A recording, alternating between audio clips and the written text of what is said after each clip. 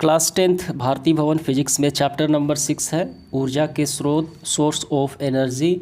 तो इस चैप्टर का हम लोग अति लघु उत्तरीय प्रश्न हल करेंगे और ये आखिरी प्रश्न क्या है, ऊर्जा के 3 विभिन्न रूपों के हमें नाम लिखना है। ऊर्जा के अनेक रूप हैं, हम ऊर्जा को अनेक रूपों में देखते हैं। देखिए पहला क्या है, यांत्रिक ऊर्जा, रासायनिक ऊर्जा, ऊष्मा ऊर्जा, प्रकाश ऊर्जा। को लिखना है रासायनिक ऊर्जा, ऊष्मा ऊर्जा, प्रकाश ऊर्जा। तो हमें 3 ही तो बताना है, आप कोई भी लिख सकते हैं। दूसरा देखिए क्या प्रश्न है, पवन को किस प्रकार की ऊर्जा होती है। तो आपको आंसर करना है पवन में गतिज ऊर्जा होती है, ठीक है। और जिसके द्वारा क्या चलता है, पवन चक्कियाँ चलती है और इसमें टरबाइन लगा होता है जिससे विद्युत धारा उत्पादन किया जाता है गतिज ऊर्जा से विद्युत ऊर्जा में। तो आपका फाइनली आंसर क्या होगा, पवन में गतिज ऊर्जा होती है। अगला प्रश्न देखिए, प्रश्न क्रमांक 3, पवन द्वारा ऊर्जा उत्पन्न करने के लिए पवन की चाल लगभग कितनी होनी चाहिए। तो यहाँ पे देखिए, तो पवन द्वारा जो टरबाइन ये चलाया जाता है तो इसके लिए पवन की चाल 15 किलोमीटर प्रति घंटा से अधिक होनी चाहिए। इसके बाद देखिए चौथा नंबर क्या है, जीवाश्म ईंधन ऊर्जा का नवीकरणीय स्रोत है या अनवीकरणीय स्रोत है, ये बताना है। तो जीवाश्म ईंधन में कौन से आ जाएंगे, कोयला, पेट्रोलियम, ये सारे जीवाश्म ईंधन में आते हैं। तो जितने भी जीवाश्म ईंधन होते हैं वो अनवीकरणीय स्रोत यानी non renewable source of energy दोबारा प्राप्त करने में काफ़ी वक्त लग जाता है, ठीक है, उसे अनवीकरणीय स्रोत कहा जाता है।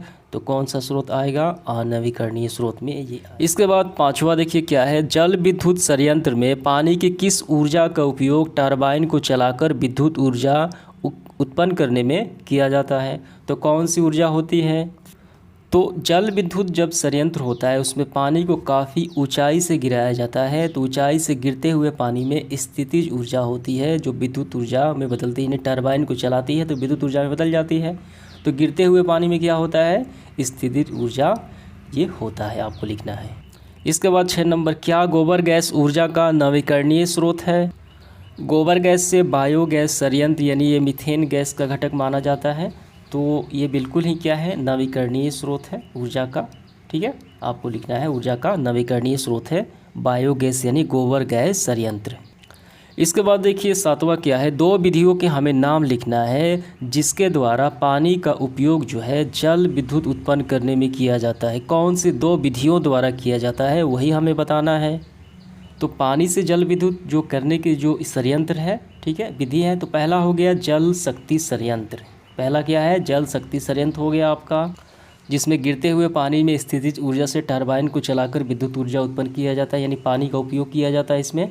और दूसरा है महासागर तापीय ऊर्जा, इसमें भी पानी का उपयोग होता है, पानी की गहराइयों का यानी तापों के अंतर का उपयोग करके, ठीक है, क्योंकि समुद्र में देखिए सबसे नीचे हम जाएंगे तो पानी क्या होगा, ठंडा मिलेगा और ऊपर क्या होगा, गर्म मिलेगा। तो इन तापों के अंदर जो अंतर होता है उसी अंतर का प्रयोग करके यंत्रों द्वारा हम विद्युत ऊर्जा का उत्पादन करते हैं, ठीक है, ऊष्मा द्वारा। तो ये होगा महासागर तापीय ऊर्जा के द्वारा भी पानी का उपयोग होता है विद्युत ऊर्जा उत्पादन करने में। तो 2 विधियाँ हो गई। इसके बाद 8वां देखिए, जीवाश्म ईंधन की ऊर्जा का अंतिम स्रोत क्या है। तो जीवाश्म ईंधन का ऊर्जा का जो सफलतम आधुनिक स्रोत कौन सा माना जाता है, पेट्रोलियम को माना जाता है, प्राकृतिक गैस को माना जाता है, ठीक है। आगे बढ़ते हुए 9 नंबर प्रश्न, बायोगैस मुख्य घटक क्या है। तो बायोगैस में क्या होता है, मीथेन गैस होती है CH4 और ये नवीकरणीय ऊर्जा का स्रोत में आता है। सौर ऊर्जा की कोई एक विशेषता हमें बतानी है। तो सौर से जो सौर कुकर बनते हैं यानी सौर ऊर्जा काफ़ी सस्ता होता है, आसानी से मिल जाता है, ठीक है, और ईंधन के तौर पे जब हम इसका प्रयोग करेंगे तो इसका प्रदूषण भी नहीं होगा। और सौर ऊर्जा से विद्युत ऊर्जा का उत्पादन काफ़ी आसानी से सस्ते तरीके से हो जाता है और इसका, ठीक है, यानी इसमें कोई भी पॉल्यूशन नहीं होता। तो आपको विशेषता में सीधे सीधे यही लिखना है कि सौर ऊर्जा से कोई भी पॉल्यूशन नहीं होता और काफ़ी सस्ता और आसान होता है। इसके बाद देखिए 11 नंबर, बॉक्स प्रकार के सौर कुकर में ताप की सीमा क्या है जो 2 से 3 घंटे में प्राप्त कर लेता है। तो जो सौर कुकर बनाए जाते हैं उसमें उसकी सीमाएं क्या है टेम्परेचर की, जो 2 से 3 घंटे में वो अपनी लिमिट को प्राप्त कर लेता है। तो ये सौर कुकर की सीमाएं होती हैं 2 से 3 घंटे में 100 डिग्री सेल्सियस से 140 डिग्री सेल्सियस तक तापमान पहुंच जाता है, इससे ज़्यादा नहीं जाता, ठीक है, यही इसकी सीमाएं हो गई। 12 नंबर देखिए, अवतल, उत्तल और समतल दर्पण में कौन सा दर्पण सौर कुकर में सबसे अधिक उपयुक्त होगा और क्यों होगा? तो अवतल दर्पण होगा। क्यों होगा? क्योंकि एक अभिसारी दर्पण है जो सूर्य की किरणों को एक बिंदु पर फोकस करता है, चारों तरफ आएगी तो एक बिंदु पर फोकस कर देगी। तो ज़्यादा क्या होगा, जल्दी खाना बन जाएगा, जल्दी ज़्यादा तापमान उत्पन्न होगा।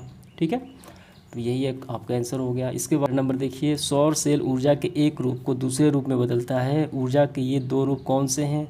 तो हम लोग सभी जानते हैं, सौर ऊर्जा में होता है प्रकाश ऊर्जा, ये बदलता है। ठीक है, सौर से विद्युत, ठीक है, सौर ऊर्जा को सीधे विद्युत ऊर्जा में बदलता है। 14 नंबर देखिए क्या है, एक प्रारूपी सौर सेल, ठीक है, सौर सेल का एक नमूना जो है वो कितनी वोल्टता और कितनी विद्युत ऊर्जा उत्पन्न करता है? तो एक प्रारूपी सौर सेल 0.5 से 1 वोल्ट की वोल्टता और लगभग 0.7 वाट विद्युत ऊर्जा उत्पन्न कर सकता है। तो यहाँ से लेके आपको यहाँ तक कर लेना है। 15 नंबर देखिए, ईंधन से ऊर्जा को किस प्रक्रिया द्वारा प्राप्त किया जाता है? तो कोई भी ईंधन हो, हम ऊर्जा कैसे प्राप्त करते हैं? उसको दहन करके, जला करके। तो आपको लिखना है, ईंधन को ऊर्जा दहन की प्रक्रिया द्वारा प्राप्त किया जाता है, दहन की प्रक्रिया द्वारा। आगे बढ़ते हुए 16 नंबर देखिए, ग्रीन हाउस गैस कौन कौन सी गैसें आती हैं? तो carbon dioxide, methane, nitric oxide, अन्य बहुत सारी हैं। उसके बाद 17 देखिए, इलेक्ट्रॉनिक उपकरण से किस प्रकार की ऊर्जा हमें प्राप्ति होती है?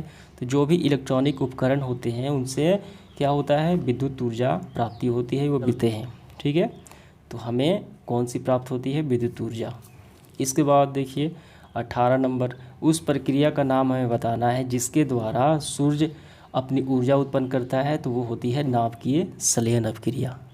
इसके बाद 19 नंबर देखिए, यदि वायुमंडल की ऊपरी परत 100 जूल सौर ऊर्जा प्राप्त करता है तो इससे कितनी ऊर्जा पृथ्वी की सतह पर पहुंचेगी? तो 27 जूल लगभग। ठीक है, यहाँ पे संकेत दिया गया है। उच्चतर ताप पर कौन सी प्रक्रिया पूरी की जाती है? तो नाभिकीय विखंडन या नाभिकीय संलयन, जो सूर्य की ऊर्जा उससे वो प्राप्त करता है। ठीक है, तो समाप्त होता है आज का सेशन। सारे सवाल आपको काफ़ी अच्छे से समझ में आ गए होंगे। धन्यवाद।